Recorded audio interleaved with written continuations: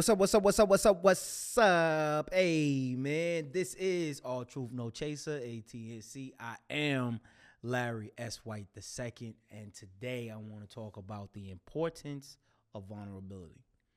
I think being vulnerable. I know it's critical, right? It's being able to be vulnerable is essential to your mental health. Like it's not a joke. I do understand people who don't want to be vulnerable. It's a scary space to be being vulnerable. Being vulnerable, especially if you're not sure if the person you want to be vulnerable with can carry that weight of conversation. I don't think a person that is choosing to share with you their vulnerabilities are doing that because they're asking you to do something about it. Sometimes we just need somebody to talk to. And because everything moves like so fast in society, in our lives, I mean, it's like, I was telling somebody, I was like, yo, I feel like yesterday was like last year.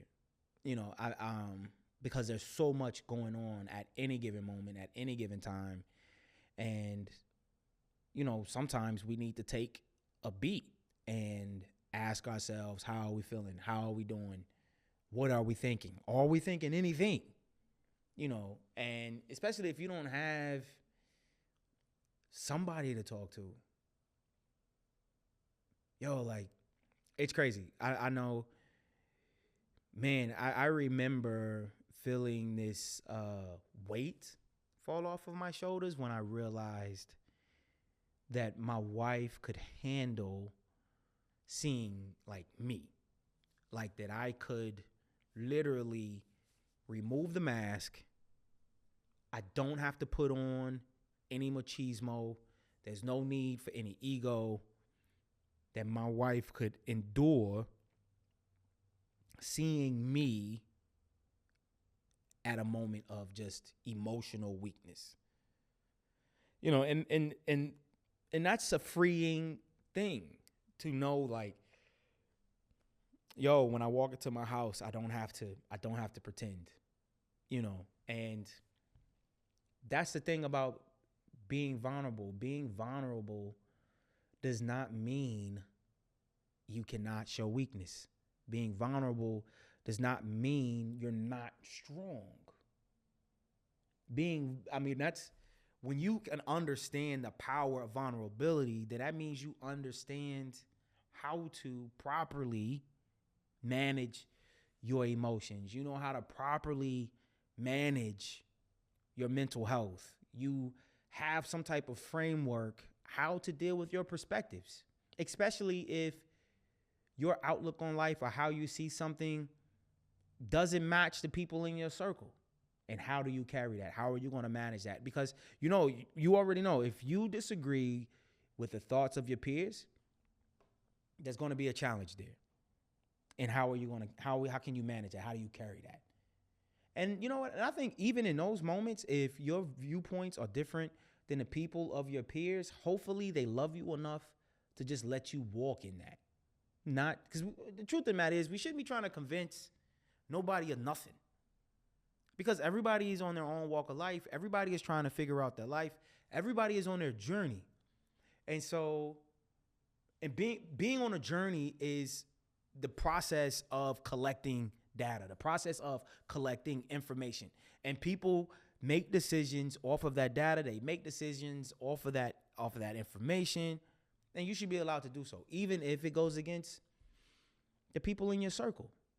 But if you got the right people around you, they will allow you that space of vulnerability if you feel like you need to shift. If you feel like, you know what?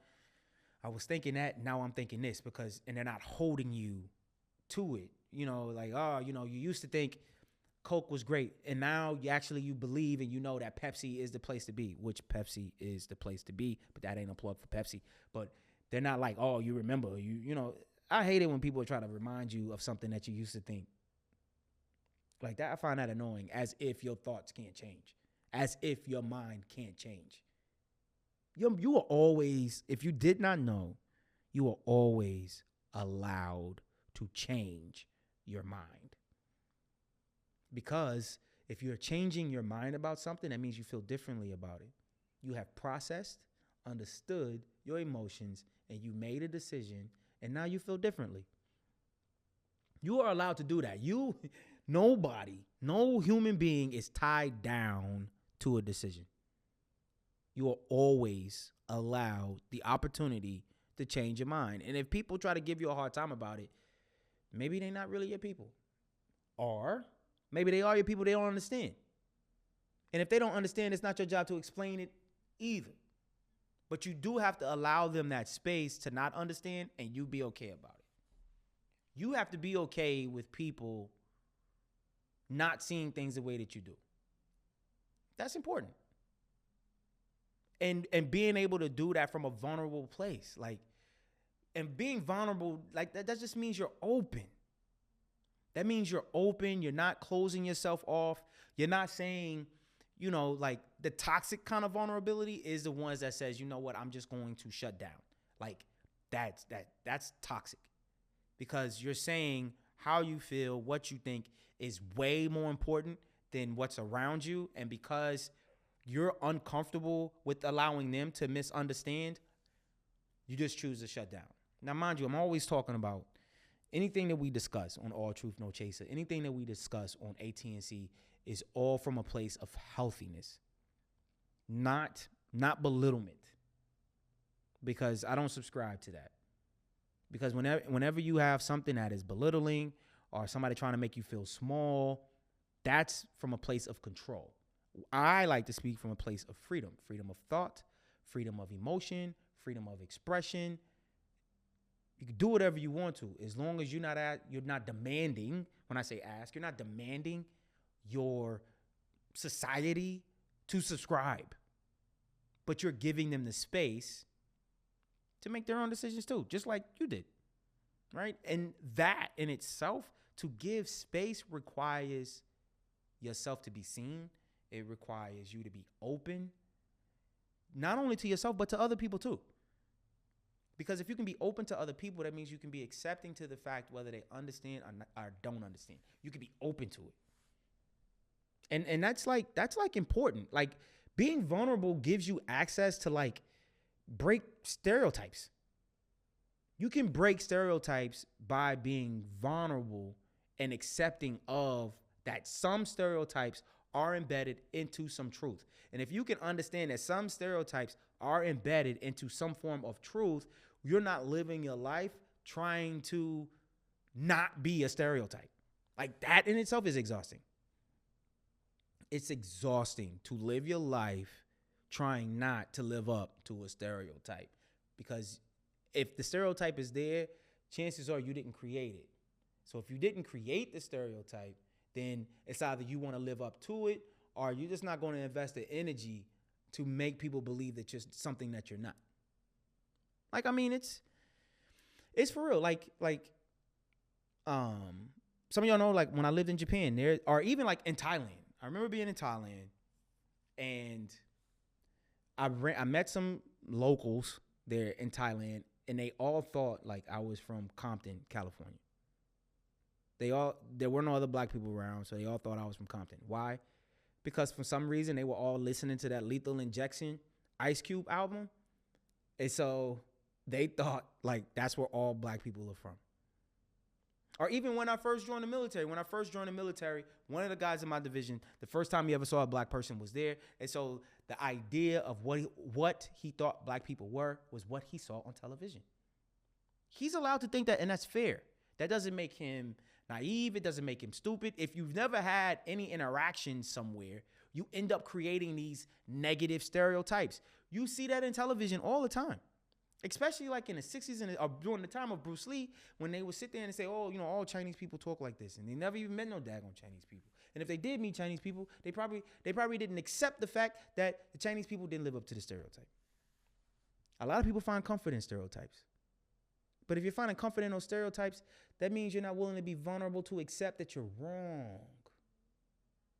Being vulnerable is critical. It's critical even for your emotional well-being. Not just for you, but like for your kids too. Like how are you going to help your children manage and process their emotions? I tell my kids all the time, you are allowed to feel anything you want to feel, but it is your job to validate those feelings. You have to validate your feelings because feelings change. Feelings aren't fact. And so if you can feel anything you want to feel, then you also have to do the work to validate, to ensure what you're feeling is legit. Because your feelings can lead you astray. The heart is wicked, no man should trust it. That's what the good books say. And so if the heart is wicked and no man should trust it, that means how you feel can lead you the wrong direction. And if how you feel can lead you the wrong direction, and if you're not processing your feelings and your emotions and your thoughts properly, you end up creating kids who do not process their feelings and process their thoughts correctly because you don't do it. And the truth of the matter is, that's like a muscle that you have to exercise. You have to exercise understanding what you're feeling and why you're feeling. Where's that coming from? You have to ask yourself, like, okay. And then a lot of times, you know what? A lot of times it's how you express what you feel too. If you are expressing how you feel about something and you're choosing to be vulnerable, but you are masking your vulnerability like with anger because you don't like how it's making you feel because the mantle is coming down a little bit, you yourself have to at least acknowledge it. And if you can acknowledge how you feel, even if you're crying, you rah, rah, rah, rah, rah, take a minute to the person that you're talking to and be like, I just don't like how I'm feeling. So that you let the other person know, hopefully the other person's a little bit more emotionally mature, but that the other person knows that what the actions that they're seeing from you is not directed at them. The space of perceived weakness has you turning into the Incredible Hulk when that's not actually what you desire to do. But it's a muscle that has to be exercised.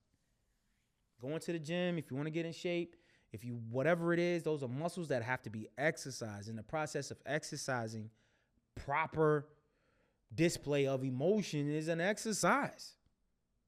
Some people are like emotionally driven.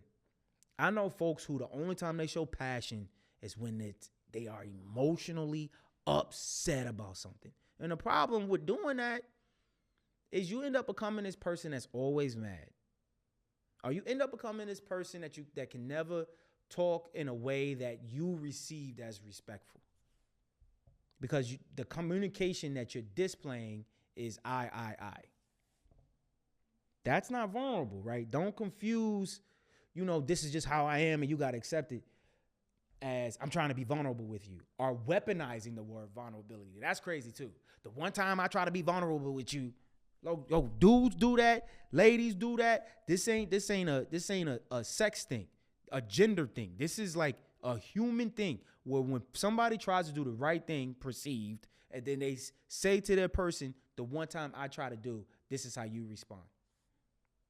Yo, you're trying to like weaponize your feelings. I think my daughter calls it gaslighting.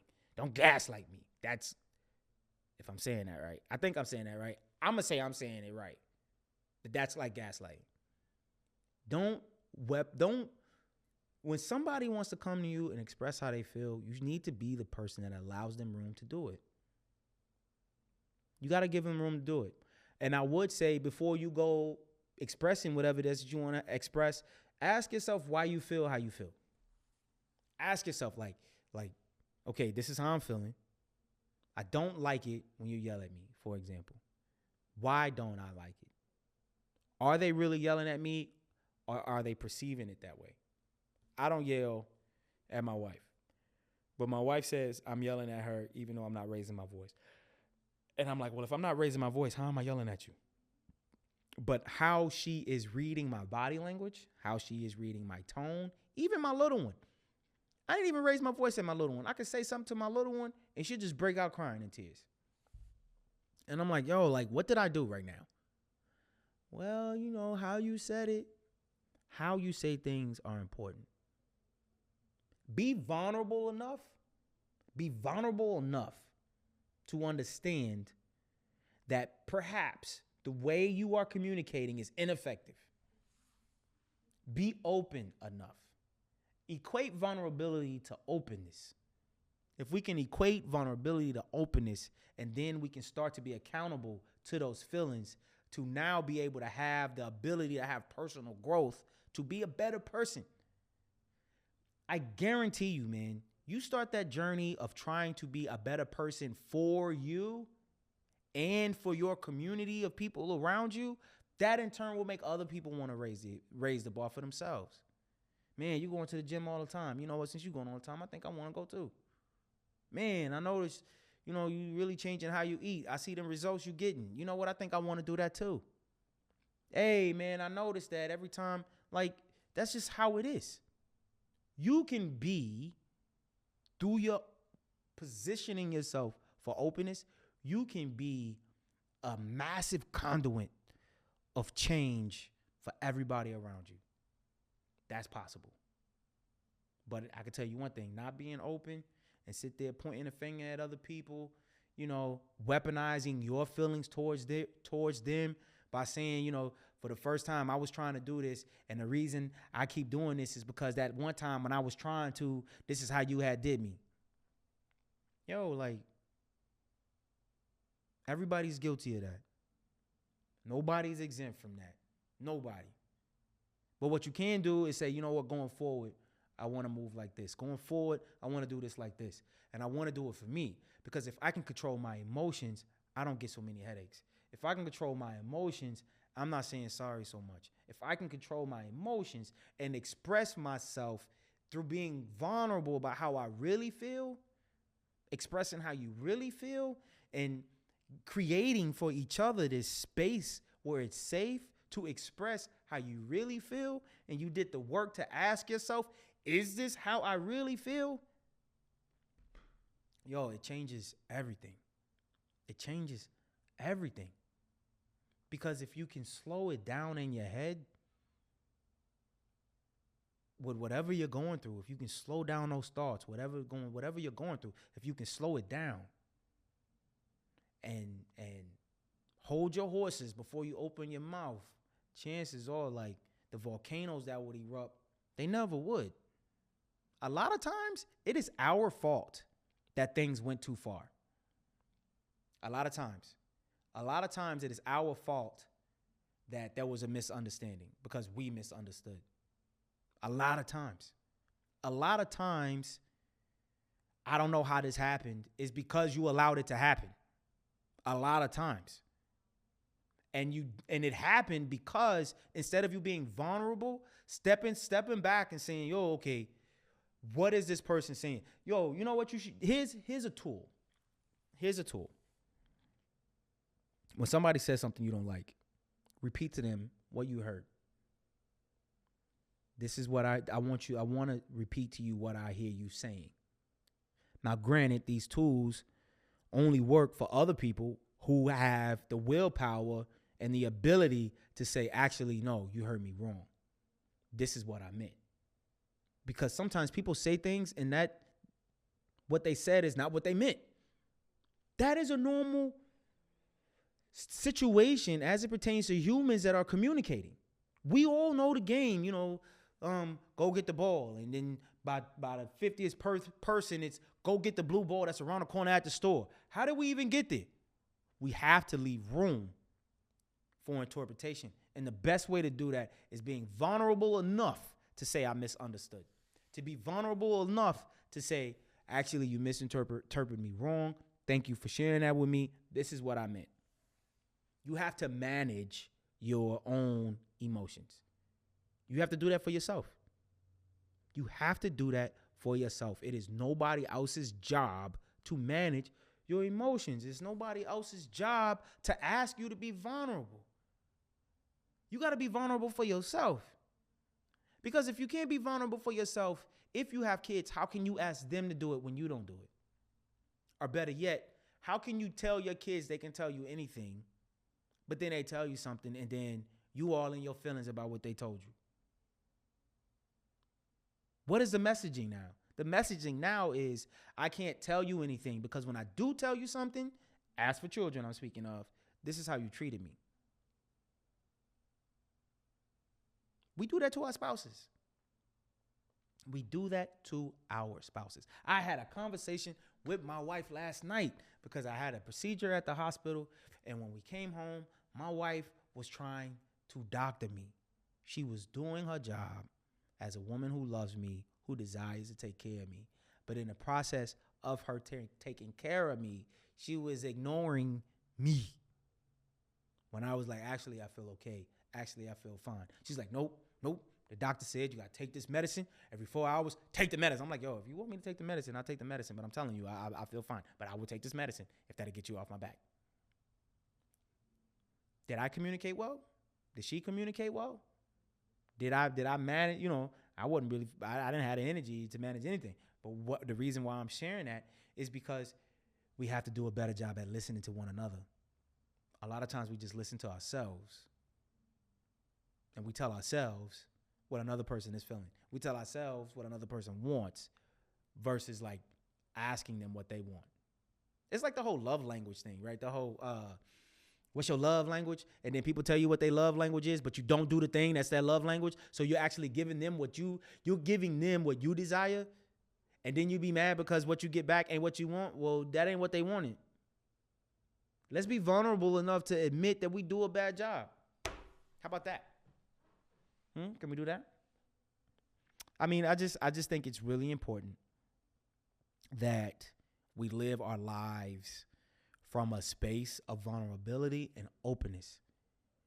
And if you can live your life from a space of vulnerability, from a place of being open, from a place of saying, yo, even when things are heavy and you're really angry, express that in a space that is okay. Like sometimes you can talk to the cable company or the phone company and they can